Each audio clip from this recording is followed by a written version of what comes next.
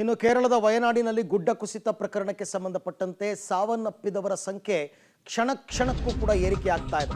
ಈಗ 400ರ ಗಡಿ ದಾಟಿದೆ ಸಾವಿನ ಸಂಖ್ಯೆ.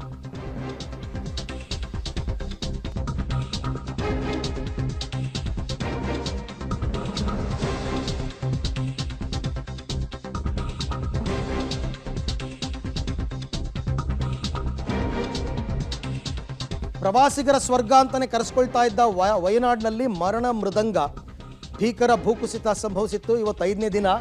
ಸಾವಿನ ಸಂಖ್ಯೆ 400ಕ್ಕೆ ಏರಿಕೆಯಾಗಿದೆ. 100 ಮಂದಿಗೆ ಗಾಯವಾಗಿ ಆಸ್ಪತ್ರೆಯಲ್ಲಿ ಟ್ರೀಟ್ಮೆಂಟ್ ತಗೋತಾ ಇದ್ದಾರೆ. 300ಕ್ಕೂ ಹೆಚ್ಚು ಮಂದಿ ಇನ್ನೂ ಮಿಸ್ಸಿಂಗ್ ಅಂತ ಹೇಳ್ತಾ ಇದ್ದಾರೆ.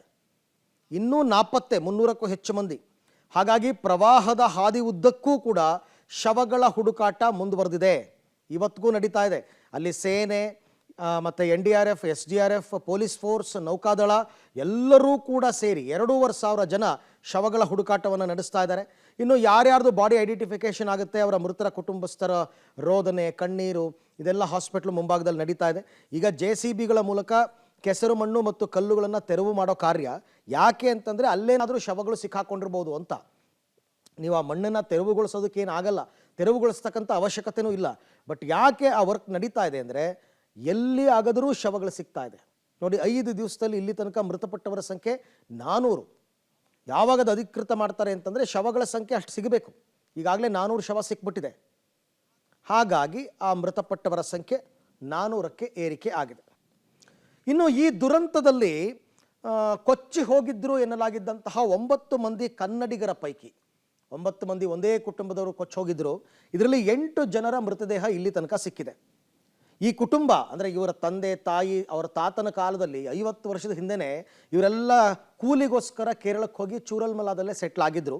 ಇವರೆಲ್ಲರೂ ಕೂಡ ಮೂಲತಃ ಟಿ ನರಸೀಪುರದವರು ಅಂತ ಗೊತ್ತಾಗಿದೆ. ಯಾರ್ಯಾರು ಅಂತ ಕೂಡ ನಾನು ಹೆಸರನ್ನು ಹೇಳಿಬಿಡ್ತೀನಿ. 60 ವರ್ಷದ ಗುರುಮಲ್ಲನ್, 54 ವರ್ಷದ ಸಾವಿತ್ರಿ, 50 ವರ್ಷದ ಶಿವಣ್ಣ, 39 ವರ್ಷದ ಅಪ್ಪಣ್ಣ, 13 ವರ್ಷದ ಅಶ್ವಿನಿ, 11 ವರ್ಷದ ಜೀತು ಅನ್ನೋ ಮಗು, 35 ವರ್ಷದ ದಿವ್ಯ, 19 ವರ್ಷದ ಶ್ರೇಯ ಸೇರಿ 8 ಜನರ ಮೃತದೇಹ ಈಗ ಸದ್ಯಕ್ಕೆ ಸಿಕ್ಕಿದೆ. ಒಂದು ಬಾಡಿ ಸಿಗಬೇಕು. 43 ವರ್ಷದ ಸಬಿತಾ ಅನ್ನೋರ ಮೃತದೇಹ ಇನ್ನೂ ಕೂಡ ಸಿಕ್ಕಿಲ್ಲ. ಇಡೀ ಕುಟುಂಬವೇ ದುಃಖತಪ್ತವಾಗಿದೆ. ಯಾಕೆಂದರೆ ಕುಟುಂಬನೇ ಕಳ್ಕೊಂಡ್ಬಿಟ್ಟಿದೆ. ಇವರು ಮೂಲತಃ ಮೈಸೂರು ಜಿಲ್ಲೆ ಟಿ ನರಸೀಪುರ ತಾಲೂಕಿನ ಉಕ್ಕಲಗೆರೆ ಅಂತಕ್ಕಂಥ ಗ್ರಾಮದ ನಿವಾಸಿಗಳು. ಇದೆಲ್ಲ ಅಧಿಕಾರಿಗಳು ಕೊಟ್ಟಿರ್ತಕ್ಕಂಥ ಮಾಹಿತಿ.